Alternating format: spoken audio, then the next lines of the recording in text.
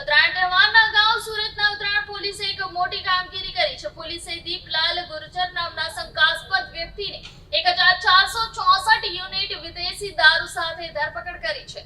Police સૂત્રોના જણાવ્યા અનુસાર ઉત્તરાયણ તહેવારના નિમિત્તે શહેરમાં ગેરકાયદેસર દારૂની તસ્કરી વધી શકે છે, તેને ધ્યાનમાં રાખીને પોલીસ વિભાગે પેટ્રોલિંગ વધારી હતી. આ દરમિયાન પોલીસને માહિતી મળી હતી કે એક વ્યક્તિ મોટી માત્રામાં વિદેશી દારૂની તસ્કરી કરી રહ્યો છે. આ માહિતીના આધારે ઉત્તરાયણ પોલીસ ટીમે દીપલાલ ગુર્જર પર નજર રાખી અને તેને યોગ્ય સમયે ધરપકડ કરી. પોલીસે તેની પાસેથી 1464 યુનિટ વિદેશી બ્રાન્ડનો દારૂ જપ્ત કર્યો છે, જેની બજાર કિંમત લાખો રૂપિયા છે.